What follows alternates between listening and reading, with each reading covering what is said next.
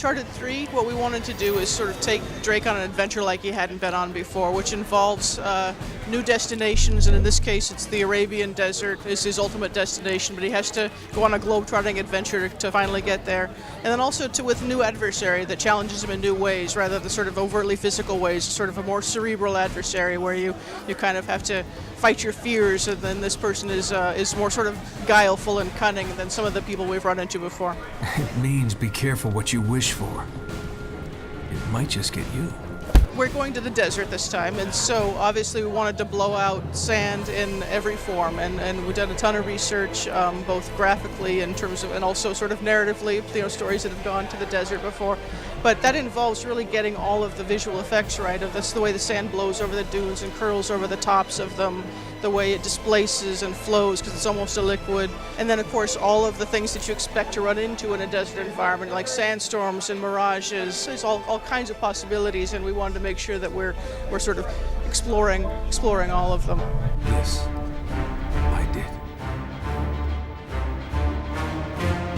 We've been working so hard. I actually didn't even realize Spec Ops had sand in it, which is a terrible thing to say about myself professionally, I suppose, is that I'm that out of touch. So I haven't had a chance to check it out yet, but there's plenty of room for lots of games with sand in them. I'm looking forward to Journey too. It's going to be beautiful.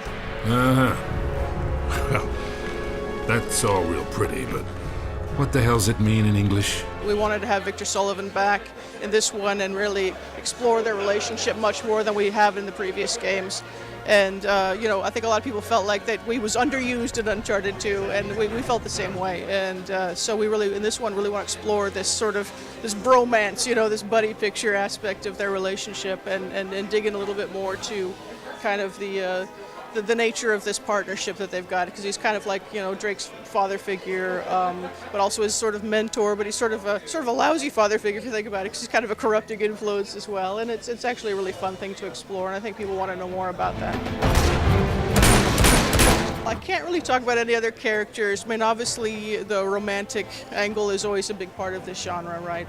And there are definitely going to be returning characters and lots of new characters, and we're going to get into that later. But right now we just want to focus on the solely Drake romance.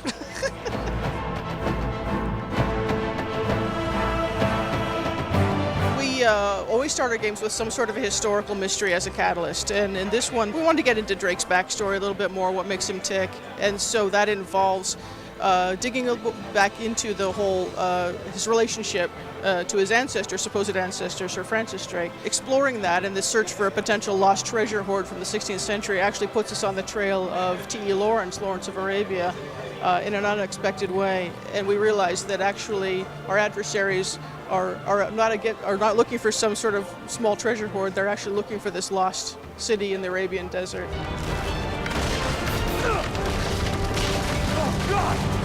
Whenever we subtitle the Uncharted games, we try to think of something that's got layers of meaning, because we want people to be able to, especially in hindsight after playing the game, to think about, it's got all these potential double and quadruple entendres, right? And so with Drake's deception, the idea is, there's two Drakes. There's Francis Drake and there's Nathan Drake. And with the word deception, it has multiple meanings. Deception can mean being deceived, it can be being the deceiver, and it can actually mean even an artifice of deception that you run into. And so all those multiple meanings will all come into play in our story. We're very aware that we're playing in a sandbox that has existed for a long time. We're huge fans of the pulp adventure genre. Going back to the 19th century all the way through to the present, and all the different forms, whether it's comics or books or movies, movie serials. But what we wanted to do is kind of honor all those tropes in a contemporary way with a contemporary hero. And so, hopefully we're also establishing new ground in the genre, and not just playing in the sandbox, but building on it.